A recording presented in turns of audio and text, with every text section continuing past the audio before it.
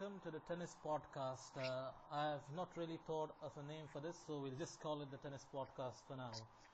And I am joined by Matt Zemek, whom I think you know pretty well on Twitter. You can follow him at the rate mzemek for his tennis tweets and at the rate Matt Zemek for other stuff. He writes tennis articles on the Patreon and uh, also writes for FanRag Sports covering the tennis majors. He's also authored a book on Roger Federer, which I guess could be found online. So thanks for coming, Matt, and great to have you on board. Hey, thanks very much. And just to give my website, smashwords.com is where that Federer book and also a book about Novak Djokovic can also be found. Collections of essays from my past several years of tennis blogging on those two players. And I promise to write a book about Rafael Nadal in the future. I would only say that I started to write and blog for pay in 2014. In the past 3 years, Nadal hasn't had quite as many career highlights as Federer or Djokovic. But I do promise in time to definitely write a book about Nadal, because his career is more than worthy of it. We'll certainly be looking forward to that one. So so I know you've taken time out of your busy schedule, so we'll just quickly get underway. So we're here to preview the 2017 US Open Championship. So we'll just start analyzing the draw, first the men's side, and then we'll move over to the WTA. So starting with the top seed, Rafael Nadal. So before we get to his draw, what did you make of Rafa's performances in Montreal and Cincinnati? I think he had a great hard court season in the winter, making the Australian Open finals and the finals in Miami as well. Lost in Indian Wells early to an absolutely god mode Federer. But it was a pretty good season for him overall. Then he absolutely had one of his most dominant clay court seasons around. And despite the loss to J.L. Muller at Wimbledon, I thought he played one of the best Wimbledons that he has played in recent times. Obviously, the bar is pretty low, but I think he could have made the finals had he sort of scraped through that match. So he's definitely playing at a high level. But his losses in Cincinnati and Montreal were not like his loss at Wimbledon, where he played at a high level. I think he played some pretty disappointing tennis, and it was like watching the 2015 Nadal grappling with doubts, self-doubts, and struggling for confidence. So how exactly do you rationalize that? Do you think that gut-wrenching loss at the hands of Muller has probably made him doubt himself again outside clay to zoning opponents, possibly? You know, it is so weird, but it does seem to be true, because a key point of differentiation from Rafa's 2015 and 2016 seasons is that Rafa's been healthy this year. That's been a major difference. That he's, for the most part, he has generally proceeded through this 2017 calendar without any major health episodes or scares. And when in 2015, you know, the lack of confidence was created not because he forgot how to play, it's because, you know, his body went through a lot of changes. You know, he lost to Tomas Berdych, for crying out loud, at a major tournament, and that just doesn't happen if Rafa is 100% right. And so the things that were happening in January and February of 2015, and then there were recurring health episodes throughout that year, you know, that affected his confidence. It was clear that there was an external reason for why Rafa didn't play all that well in a lot of big moments. But in 2017, and specifically this Montreal-Cincinnati stretch that you speak of, Sanket, you know, he was in position to win the Shapovalov match, and he was in position to win the second set against Kyrgios in Cincinnati. And, you know, had he taken that to a third set, it would have been highly likely that he would have won, because, you know, as we all know, Rafa is, you know, rests a lot of his career on his physical fitness and his ability to wear down opponents. And few players are more vulnerable to a long attritional match than Kyrgios. So, you know, I felt that if Rafa had managed to win that second set against Kyrgios, he would have been in great shape in the third. And so when Kyrgios flinched, serving for that match at 5-4 in the second set, and Rafa got that donated break for 5-all, I thought, okay, he's turned the corner. You know, he had that deathbed experience, but he lived through it, and now he's going to take over because he's Rafael Nadal. This is what he does when an opponent makes a big mistake trying to close out a match against him. And then, of course, what does Rafa do? He donates the break right back with a string of errors. It wasn't really even anything Kyrgios did. Rafa just lost focus in that game. And then a few minutes later, Kyrgios had another chance to serve for the match, and he did it, given that second chance. And, you know, that's just a very puzzling loss because, to reiterate the point, it's not because Rafa wasn't healthy. It's not because Rafa has generally doubted himself this year. This was an unexpected stretch in the North American summer hardcourt season. As you rightly note, he played great against Muller, and he just ran into a hot opponent on a surface, grass, where a big serve and an effective volley, can short circuit even someone who's playing well. So this North American hardcourt summer really is a head scratcher compared to various precedents or various previous points in Nadal's career. So it does definitely raise questions heading into the U.S. Open. So just analyzing his draw, he's got a pretty easy draw by the looks of it. He's starting off against Dusan Lajovic, and then he's got Richard Gasquet in the third round and Thomas Berdych in the fourth. And he's got Grigor Dimitrov in the quarterfinals. Of course, this is the projected draw. Obviously, things could turn out a hell of a lot differently. You could also meet possibly Fabio Fognini in the fourth round. So, I mean, there could be a few obstacles. I mean, even Thomas Berdych could be dangerous, I guess, if he's on fire. But on the whole, I think this is about as good a draw as Rafa could have hoped for. And looking back at Rafa's previous two U.S. Open triumphs, I think it would be fair to say that he did have favorable draws in the earlier rounds. So do you think he has to draw again to go deep and make an impact, or do you think he'll struggle after the morale-crushing losses in Montreal and Cincinnati? Well, I think a point to make about Nadal, and I think we're going to wind up discussing something similar with Federer, but Nadal definitely needed a draw in which he could play his way into the tournament, play his way into form. You know, not getting a dangerous opponent in the second and or third round was important for him, and he certainly got that. You know, having Richard Gasquet is just about the best possible opponent Nadal could have wanted, you know, toward the later part of the first week.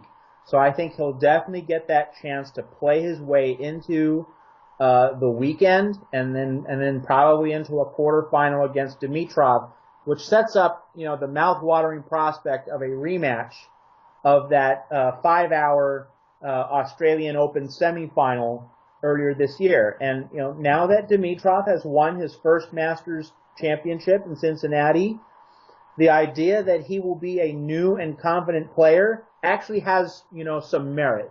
I think a lot of people have been hoping and wishing that Dimitrov could be great in recent years, but now there's actually some evidence to support that claim. And so, you know, the one real threat before a possible semifinal clash with Federer, which, by the way, would be their first ever meeting at the U.S. Open, and I know I just jinxed it, but nevertheless, it's impossible not to mention it. If there is one threat before a semifinal appearance, it is Dimitrov in the quarters, and that has the makings of a spectacular match if we see the version of Dimitrov who showed up in Melbourne back in January. I guess the counter-argument to that is Rafa playing anywhere near as close to as well as he did at Melbourne? I think Dimitrov is playing quite close to that level, but is Rafa playing anywhere near as good? Or maybe Grigor could pull off the upset this time around. Well, you know, one thing that was mentioned about Nadal's hardcourt in the early part of this season is that his draws worked out fairly well for him, if I'm not mistaken. And so, you know, if Nadal had, just to compare, Federer in Australia went through a murderer's row. He had to beat 4 top 10 players because of his low seeding. He was seeded 17th, and Nadal didn't have quite as arduous a path. And so the people who are probably less surprised than I am about Nadal's struggles in the summer, they would probably cite the point that Nadal's hard court draws in that first part of the year were not as menacing as they could have been. So in terms of judging the level of play, I think it's clear that Nadal is playing, has declined from where he was, but I'm not sure that this draw is going to expose his deficiencies. I think a different draw with bigger hitters and bigger servers could have exposed what's not working in Rafa's game right now. I'm not sure if this draw is going to be able to open up those same weaknesses. Yeah, fair point. So, you mentioned Roger Federer getting a murderous draw in Australia. Well, he's got pretty close to something like that once again here. He's got potentially Nick Kyrgios in the 4th round. He's also drawn Frances Tiafoe, the guy who beat Sasha Zverev in Cincinnati in the 1st round. I think other than he could possibly meet Juan Martín del Potro in the quarterfinals. So I think it's probably a manageable draw, other than if he can get through that Kyrgios match. Should that materialize, I mean, Nick making the 4th round is still very much up in the air. He's got a couple of tricky matches before that. But Federer once again probably has the toughest draw, I think, out of the top 4. I think all the other top 3 of the top 4 seeds have got draws that are quite favorable to them. So Federer, I think, once again has got a tough draw. So I think he's won all the titles this year in which he's had tough draws. He had a murderous draw in Australia, a murderous draw even in Miami, where I think he had to go through Del Potro, Berdych, Kyrgios, and then Nadal to win the title. Even in Indian Wells, I think his original projected draw was an absolute nightmare. It was obviously helped a little bit by Kyrgios, I think, withdrawing from the quarterfinals, and then he had to meet only Jack Sock in the semis. But originally it was a pretty tough draw. And then even in Wimbledon, I think, contrary to popular opinion, I think Federer's draw was obviously not a tough one, but I think in the context of the tour, I think someone like a Dimitrov in the 4th round and Raonic in the quarters, I think that is about as tough as you could have probably hoped for. So I think Federer has done pretty well against the tough draws. So do you see him negotiating this one again, considering that he's not quite possibly in the same physical shape that he was earlier in the year? And his serve obviously looked well below par in Montreal. So how do you see that holding up for Roger? Yeah, well, so when I discussed Nadal's draw and his progression through the U.S. Open, I referenced Federer, and I think what applies to Nadal also applies to Federer. They're just for different reasons. Nadal needed a relatively soft first week to build his confidence back. Federer needed a soft first week so that his back he wouldn't have to push himself and his back physically. And I think he got that. I think the first, Fernando Verdasco in a possible 3rd round match, and Federer and Verdasco played, I believe, in the 2012 U.S. Open 3rd round, and Federer handled that without too much of an issue.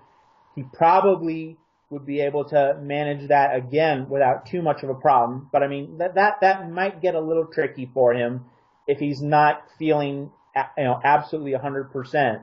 But by and large, Federer got a reasonably good first week draw, and so the 4th round is really the big pressure point on the road to the semifinals. I personally think that Sam Querrey will beat Nick Kyrgios and play Federer in that match, and I also think that Querrey would probably give Federer a tougher time. I think that while Kyrgios is certainly to be applauded for making the Cincinnati final, and he certainly played really good tennis against Nadal, and then also against David Ferrer in the semifinals.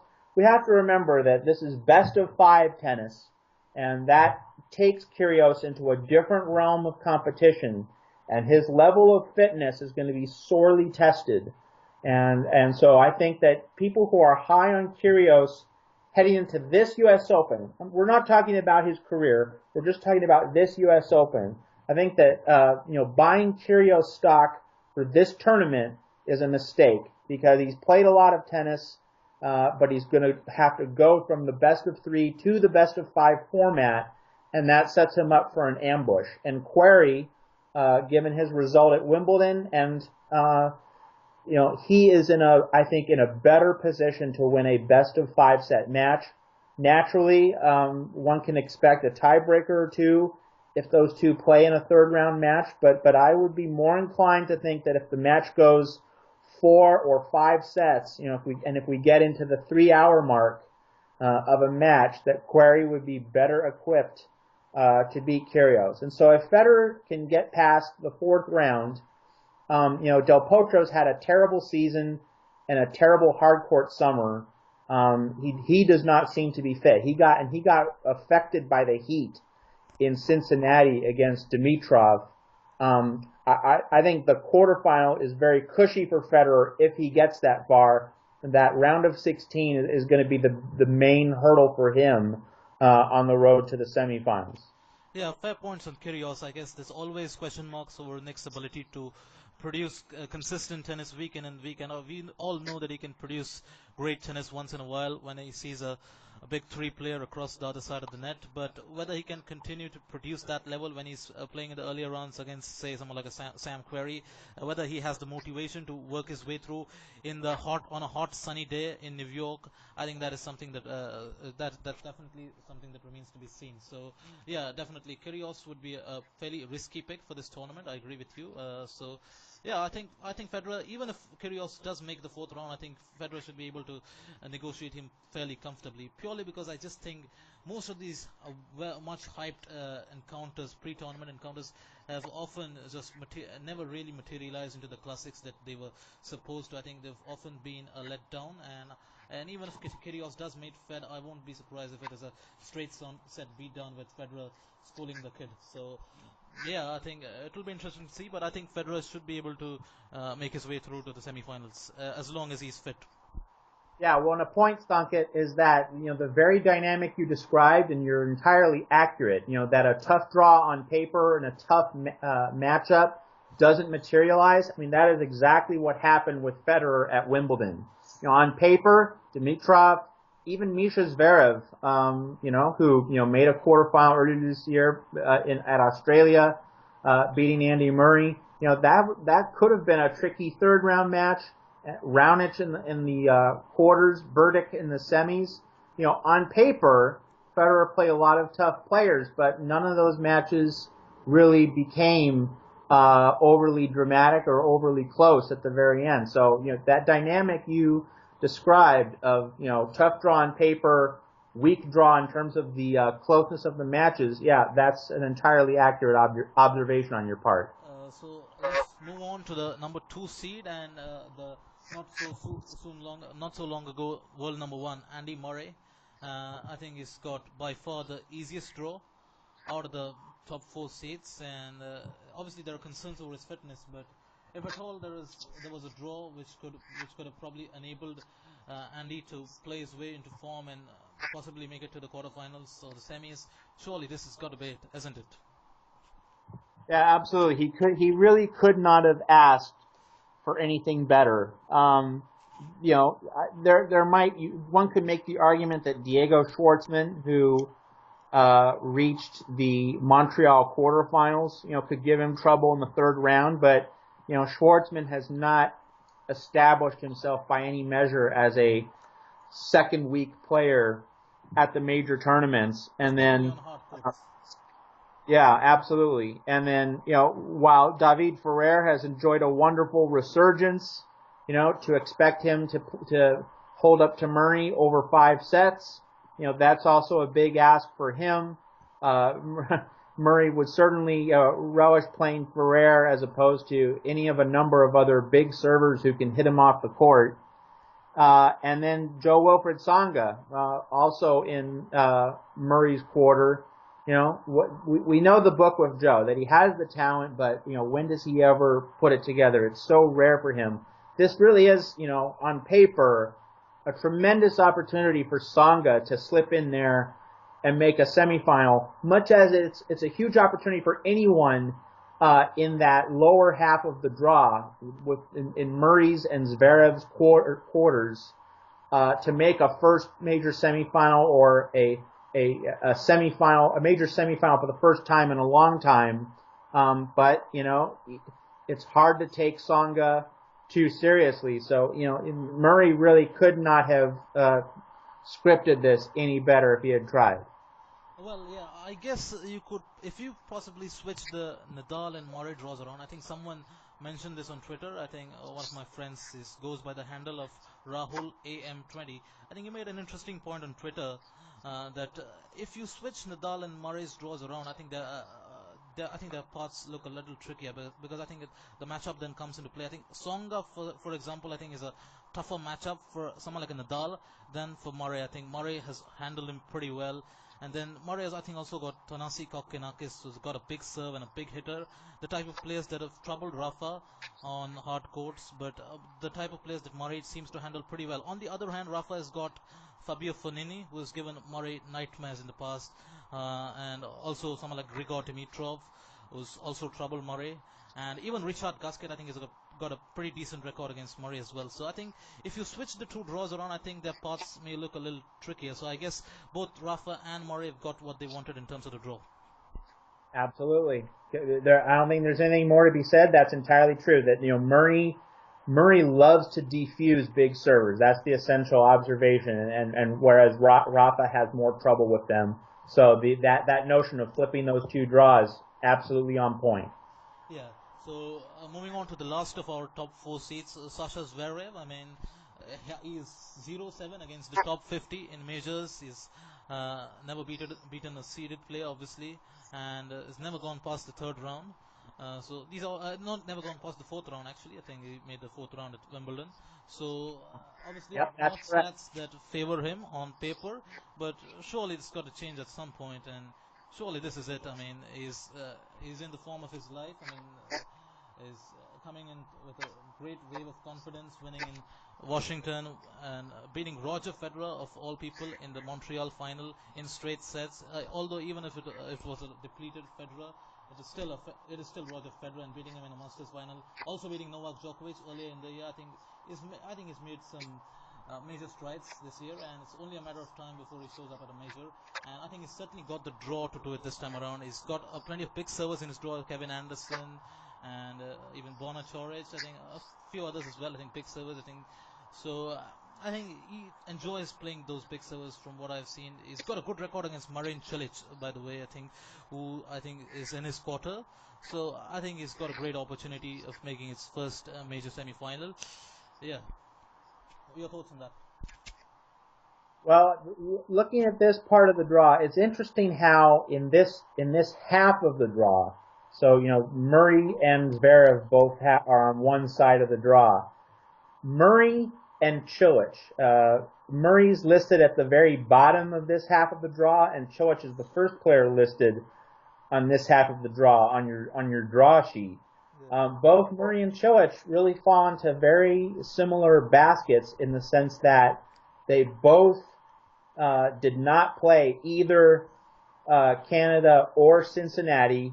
They come to the U.S. Open rusty, but also physically fresh and presumably, healthy to the extent that if they get through their first week and find a bit of form, they could gain a rhythm which will help them in the second week when their fresh legs, might be able to carry them deep into the tournament and a possible meeting in the semifinals.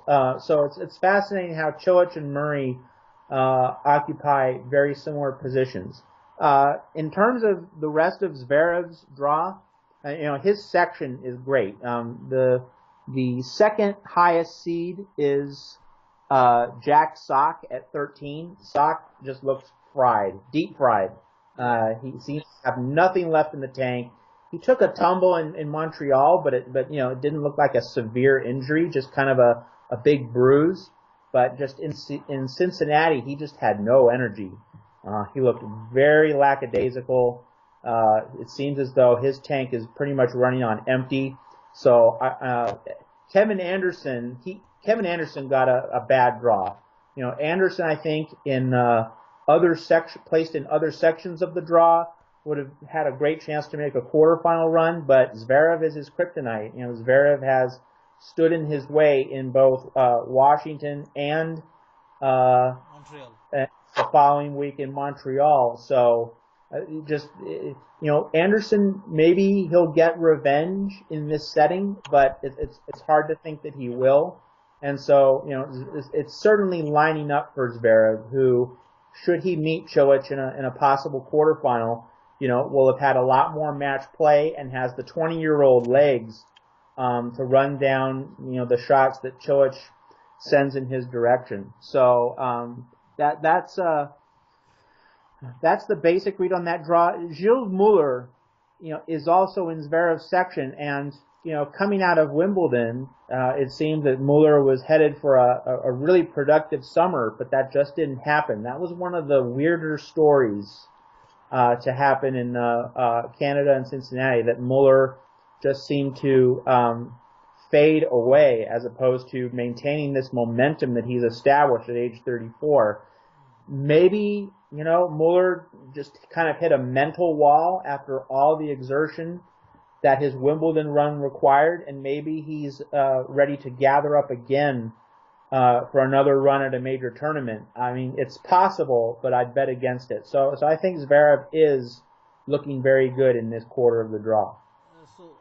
What do you think about Marin Cilic? I mean, how do you see him rebounding from that Wimbledon defeat? I think it was pretty sort of embarrassing the way he lost, I guess. I mean, he's obviously physically hampered. I mean, but the way he broke down on the court, I think that he probably won't want to look back on that with fond memories, I guess. So, do you see him making a deep run here, recovering mentally and also physically, or do you think he could possibly bomb out early, like he has quite often?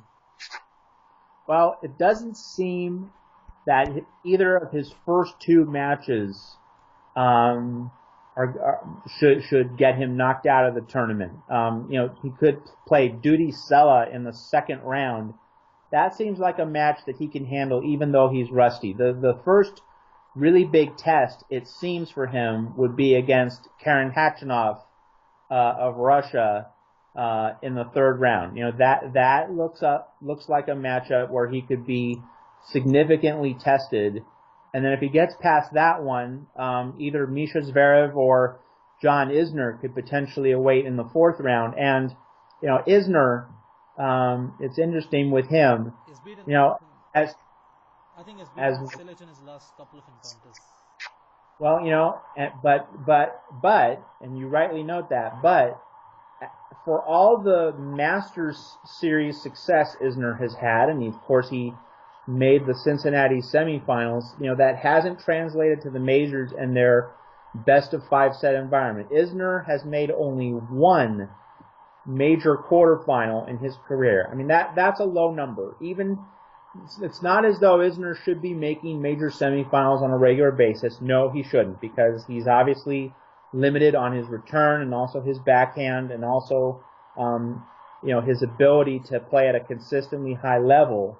But to have only one major quarterfinal as opposed to, you know, at least 4 or 5, that represents underachievement. And so if there was ever a draw, or a situation rather, for Isner to return to a major quarterfinal, you know, this is it. Cilic would be difficult in terms of, you know, the caliber of opponent he represents, but because Cilic is so rusty, you know, it's really a great opportunity for Isner to make his way into the final 8 of a major tournament draw once again. Any other matches that you're looking forward to in the men's half of the draw? Looking at the draw, I mean, to me, a Querrey Kyrgios third round match, you know, to get that in the first week is pretty special. A real question mark is David Goffin. You know, it's still clear that he is physically recovering from the injuries that dogged him. The injury that happened at the French Open, knocked him out of Wimbledon, and then slowed him down in the hardcourt summer. I'm wondering, if with all the time off that he has spent, because he hasn't played deep into any tournament he's entered since the French Open, maybe he'll be physically fresh. Maybe certainly not 100%, but let's see what a David Goffin at 90% capacity can do. And he might play Gael Monfils in the third round. That could potentially become interesting. But all in all, given the depleted state of the ATP and 4 of the top 11 not in the tournament, that certainly, as I look through the draw sheet, it really takes away from the potential sex appeal of a lot of these third and fourth round matches and some of the other possibilities that could emerge during the week. I mean, everyone wants one thing, or everyone not who is not a Djokovic fan wants one thing, and that is a Fedal semifinal, so that Roger and Rafa can finally say that they've played at Arthur Ashe Stadium. Yeah, I think maybe a Del Potro team fourth round match, I think that could possibly turn interesting, because both players are obviously grappling with their own issues. Dominic Thiem still coming to terms with hardcore tennis, and Juan Martín Del Potro clearly nowhere near as fit as he was at the same time last year when he was coming on riding a huge wave of the final in the Olympics, and I managed to reach the quarterfinals at the US Open, giving Stan Wawrinka, the eventual champion, a real hard time. So if those two do make it to their respective fourth round in Canada, how do you see that one panning out? The Federer's back problem is obviously, the big question. And one might recall that when Federer won Wimbledon in 2012, and that, it was his last major before the 2 that he won this year. In that 2012 Wimbledon tournament, Federer had to go to the locker room for treatment in the first set against Xavier Malisse of Belgium. This was in a fourth round match. And when he came out from that locker room treatment, he wore an undershirt to kind of provide support and stability for his back. The conditions were blustery and windy and cold, which is, really bad for a back condition that's acting up. And I distinctly recall that at the end of that first set against Malisse, Federer was hitting ground strokes with Bernard Tomic level pace. He was hitting junk balls, softballs. He was just doing whatever he could to confuse Malisse, and Malisse, being the erratic player that he was in his career, obliged and made enough errors, and Federer got through that first set. And when he got through that first set, he found enough confidence to get a 2-set lead.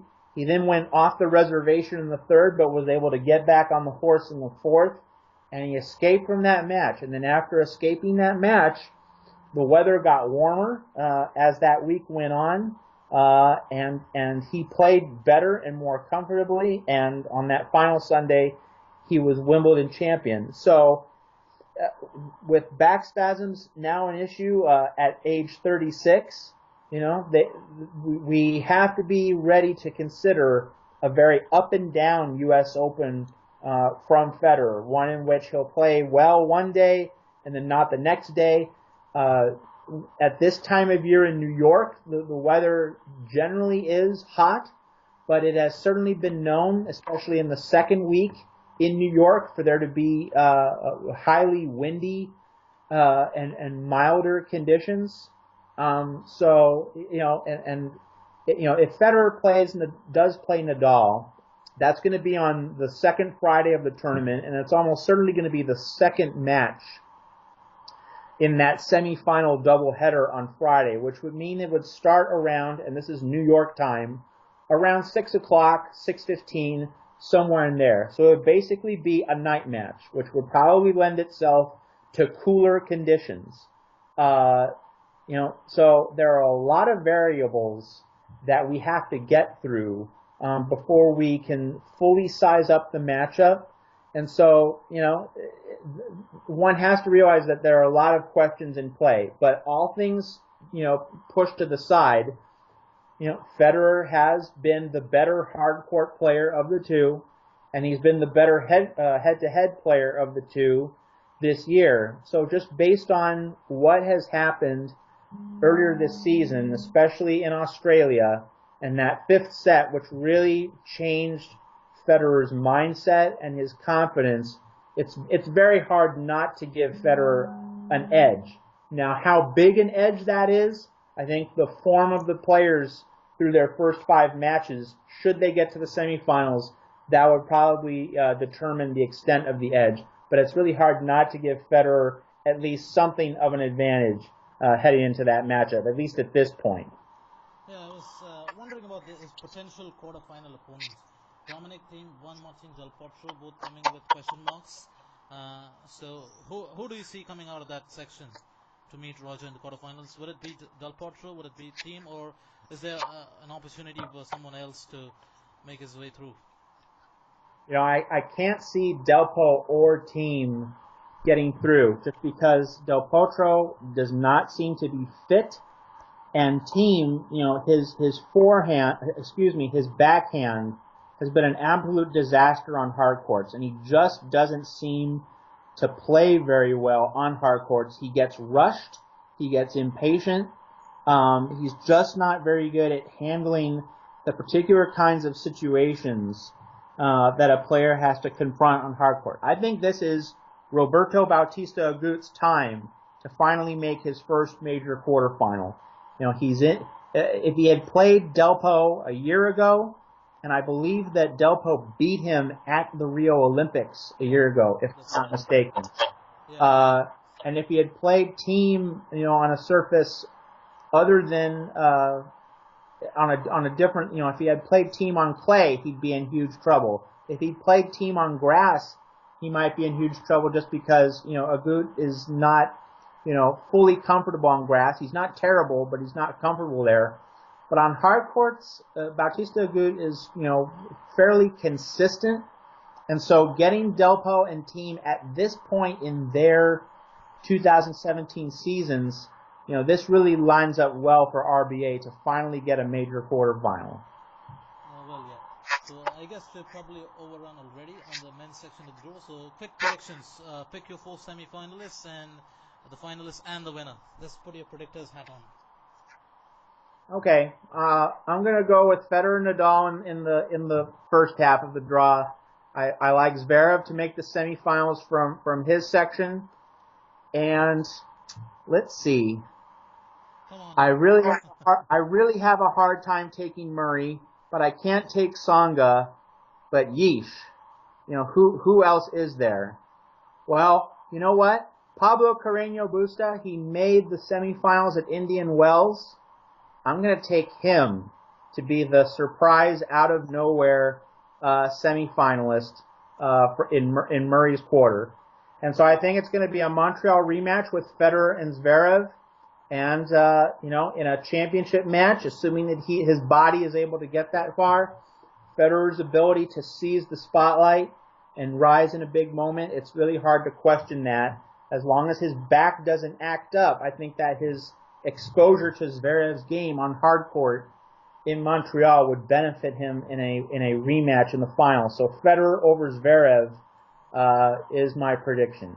Yeah, I was actually thinking that if Andy Murray makes it to the semifinals, which I think he really should, given his draw, I think he will have enough to sort of grind out Sasha Zverev over 5 sets. I know they've not played too often, but I just think Murray might just be that type of player who is probably that kryptonite for Zverev's game, because he's someone who gets everything back. That is assuming he's fully fit, and I think he's the best returner by far in this tournament. If he's playing even at 80%, there's no Novak Djokovic, so I think Murray is definitely the best returner going around, and I think he can sort of neutralize the Zverev serve a little bit, and that is when I think Sasha can probably get a little bit anxious when he doesn't get many free points in his serve, and he can probably, I think nerves might just start coming into play for 20-year-old. So I think if Murray and Zverev played at semi-final, I think I expect Andy to make the final. I know this is a big call, but perhaps not as surprising or unexpected as Pablo Carreno Busta making the semis. I think that's an interesting one.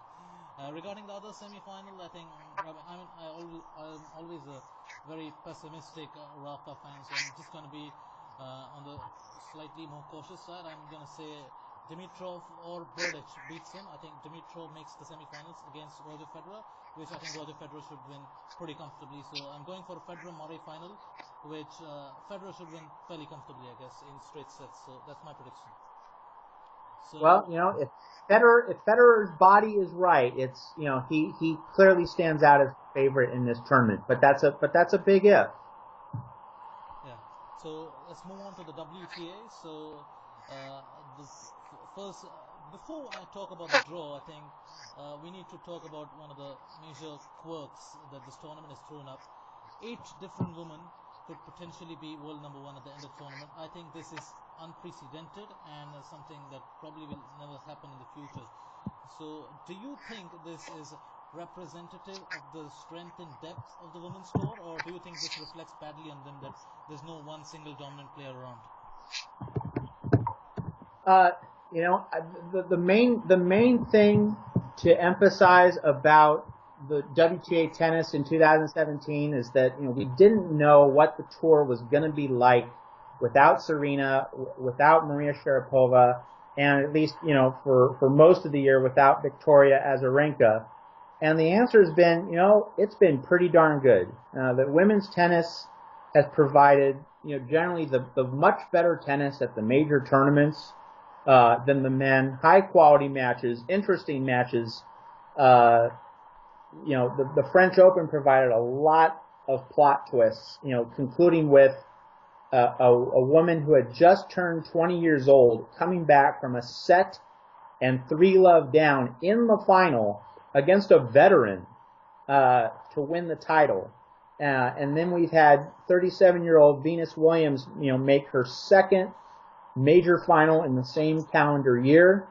And then we have Garbiñe Muguruza, responding to that very painful and emotional loss in Paris to Kristina Mladenovic, and going through that post-match press conference and then responding to it by not only winning Wimbledon, but then going semis in Stanford, quarterfinals in Toronto, champion in Cincinnati, and now entering New York as, in my mind, the favorite to win the U.S. Open. So the WTA has really delivered the goods and has shown that whenever Serena Williams does retire and whenever Maria Sharapova does leave the scene, women's tennis is in pretty good hands, or at least that's certainly the appearance right now, with a lot of players from ages 22 to 26 figuring to be in the mix for years to come. So it's a situation where balance and depth have not meant a lack of quality at the top. I mean, it is certainly a fluid situation, but it's one in which the fluidity is a good fluidity. It's not representative of kind of a power vacuum, which is really what the ATP has become once you leave the Big Four and get down through rankings 5 through 12. There's really no one who's rising other than Zverev through the ranks, but in the WTA, it's not really the same dynamic. It's balance and it's uncertainty, but in a good way for good reasons. Yeah, fair point. Yeah, so just analyzing the draw, the first major talking point is obviously the first round matchup between Simona Halep and Maria Sharapova. I think you just mentioned about Simona Halep in that Roland Garros final, and she has responded pretty well to that loss. I think it was a gut-wrenching defeat, but she seems to have rebounded pretty well. She's still going deep at pretty much every tournament. She reached the quarterfinals at Wimbledon, where she was on the cusp of the world number 1 rankings. She couldn't quite get over the line, but she's responded pretty well, I think, in the hardcourt season as well, going deep in every tournament. Once again, she was one match away from the ranking against Garbiñe Muguruza in the Cincinnati final, but this time around it was nowhere nearly as close. She just got blown away by a more powerful opponent. So Simona has been on the cusp of Grand Slam victory or the number one ranking quite a few times in her career. The number one ranking this year, and slams, obviously she made a slam final as far back as 2014. So what do you think is the missing armor, missing sort of weapon in her armor that has sort of held her back from taking that next step up? And one more thing, we already talked about Federer against Kyrgios, about the matchups not quite on paper, not quite being the same as what it is actually on field. So Halep Sharapova on paper, superstar blockbuster matchup. But Maria has been out of tennis for quite a while, and she's granted a wild card at the last minute. And obviously she hasn't played a lot of tennis this year. She has been out injured a fair bit as well. So do you think that matchup will live up to the hype, or do you think Maria is nowhere near the level required to compete against a very solid opponent in Simona Halep? Well, I think the starting point for a conversation about this match goes to what people should reasonably expect. And I think a reasonable expectation is that one should expect good competition, but not necessarily good play. There's a difference between competing well and playing well. Competing well means the fighting skills, the intangibles, how a player digs in his or her heels during a match and responds to adversity and responds to the other player across the net. Playing, though, is simply a matter of technical precision and fluidity. How well do you wave that magic wand in your hand? And so I don't think we should expect an artistic match, but we certainly should expect a battle. And I think as long as Sharapova can make Halep play, and that basically just means, get balls back, force Halep to win points as opposed to committing errors early in points. If Sharapova can just make Halep play, it would at least give Halep the chance to tighten up under pressure.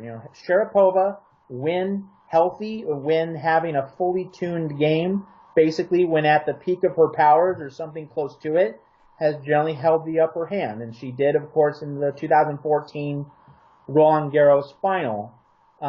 So that certainly could weigh on Halep's mind, but Sharapova has to give Halep a chance to feel that pressure.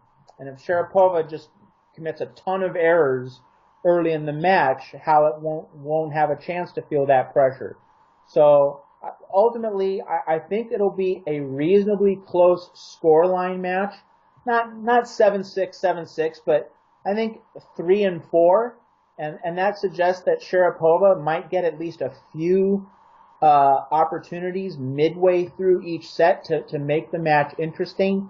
But it's just hard to see Sharapova, with the small amount of match play she's had and with her injuries, it's hard to see her finding enough consistency and also enough stamina late in the second set and early in the third, if we get to one, to actually be able to win this match. So we should expect a good battle. We probably shouldn't expect too much artistic tennis in what should be a very compelling and rightly hyped matchup. Yeah, and what do you think about Simona Halep? I mean, what exactly do you think she's missing to take that next step up? What does she need to do to win a Grand Slam title or to get that number one ranking? I mean, she just needs to get the monkey off the back, and maybe she might be a different player. But I think that first step, I think that is always the most difficult one. So, I mean, what exactly do you think is missing? Well, a good starting point for this discussion is to go back to the Magdalena Rybarikova match against Karolina Pliskova at Wimbledon. Rybarikova, in that match, threw a lot of soft slices and off-pace shots toward Pliskova. The point of Rybarikova's style was not to make Pliskova run so much as it was to make Pliskova bend and lunge awkwardly for shots. When we play tennis, it's the first thing that we think of when trying to get to another shot is that we have to run to the ball. Running, I think, strikes most people as the first thing you have to do in tennis, in order to stay in a point. So when a player can make an opponent think not just about directional running, but having to bend low for shots because they're shorter in the court and they're not hit with the pace that a player expects, that can throw a player off her game. And so in transitioning to Halep, and this is not unique to Halep, but it very prominently deals with her. In a lot of women's tennis, as good as women's tennis has been this year and in recent years, one thing that really strikes me about the WTA style of play is how monochromatic the hitting is. It's like matches are like ping pong in that the ball is just hit on a line, hit on a string, flat, regular pace ground strokes, back and forth, back and forth, back and forth. And if a player ever decided, like Rybarikova, to hit softer shots and to hit with a greater mix of pace from one shot to the next, a lot of the tall, big hitters on the tour, Pliskova is one, Muguruza is another, if they had to, deal with more off-pace shots, they would get thrown out of rhythm because a lot of the big hitters, they like pace. They really do like pace. And it was noted by American commentators in the Cincinnati final that Halep was hitting into Muguruza's pace way too often. Halep was just feeding Muguruza more pace. So the big weakness with Halep is that when another player, is blasting the ball hard and flat for winners, or at least into the corners to get a winning position on points, Halep has not had a defense for that. She didn't have a defense when Ostapenko, found her accuracy in the third set of that Roland Garros final. Halep didn't have an answer when Jo Konta began to find better form in the Wimbledon quarterfinals, and she definitely didn't have an answer for Muguruza's power in the Cincinnati finals. So, Halep needs to figure out ways to incorporate more drop shots and more slices into her game. Not using a slice for the sake of slicing, but using it in ways that can get a taller, bigger hitter to have to lunge and to have to reconsider their positioning on the court. If Halep can find a way to cultivate that, she can take the next step. Because Halep's best strength, at least in my mind, is her ability to redirect the ball, taking it very early. And this is where her smaller frame helps her, because her frame is smaller. I mean, her physical frame is smaller.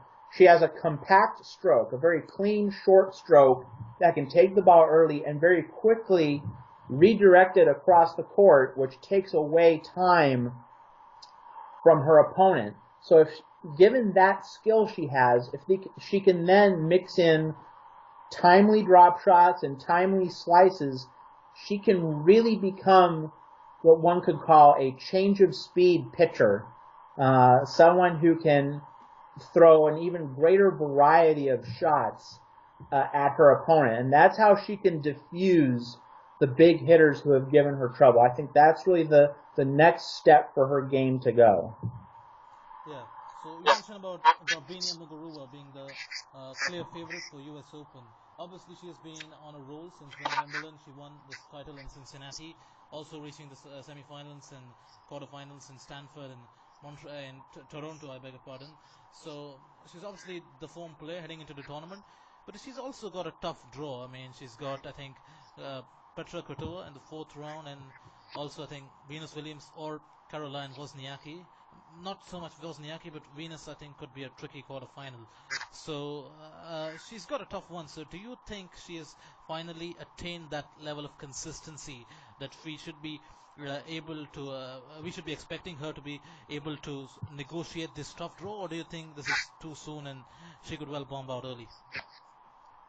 Well, I certainly would not expect her to bomb out early. I think she's definitely figured out how to bring her best on a relatively consistent basis. I think that to a fundamental extent, she has made the mental leap to that level of greater stability.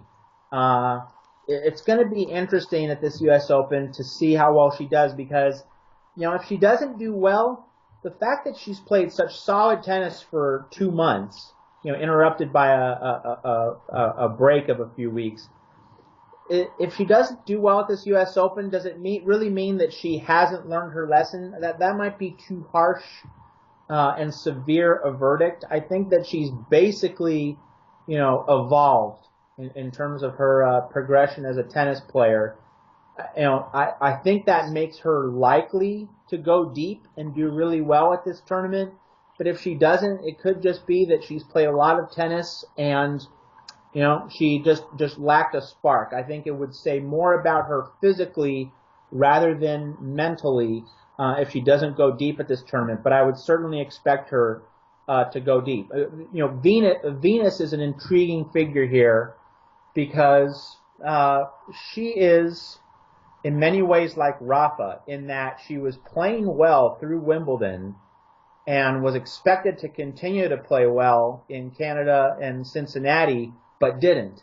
But maybe the U.S. Open will give her a chance to regroup. And if she does, she obviously becomes a difficult opponent, in large part because the crowd at Ashe Stadium is going to be rooting for her. And it's worth noting that one of the big matches of the 2016 Women's U.S. Open was a Venus Williams fourth-round match against Pliskova.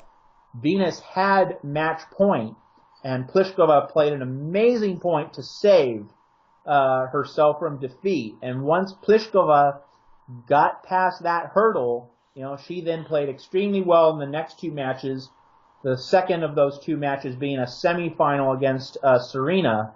That was the match that marked Pliskova's evolution as a women's tennis player. She hasn't looked back since then, and she now enters this tournament as world number one. But just to kind of complete that circle, Venus Williams was an important figure in last year's U.S. Open, and if she meets Muguruza, she'll be an important figure again. It's just that there are so many mysteries and uncertainties surrounding her game right now.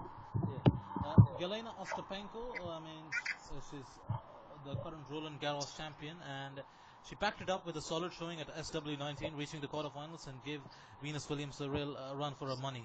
So she's obviously not replicated the same form in the summer hardcourt season, losing in the round of 64 in both Toronto as well as Cincinnati. So do you think she's becoming sort of a mini female Wawrinka? And that she could suddenly turn a switch at flip a switch at the slam once again, or are we expecting too early, big things too early from her? She's just 20 after all. Yeah, I would go with the latter interpretation, that volatility is something to expect from a 20-year-old player. We saw it with Alexander Zverev throughout the year. His ups were really high, but his downs were really low, and that's what we've seen from Ostapenko since her French Open. Now, one of the things about tennis during the year, technically it's one season. We refer to the 2017 tennis season, but in reality, each year is comprised of 3 or 4 mini seasons divided into the various surfaces. And so Ostapenko, was playing on the organic surfaces, clay and grass in Europe. And then, after her strong showing at Wimbledon, she had to take a break.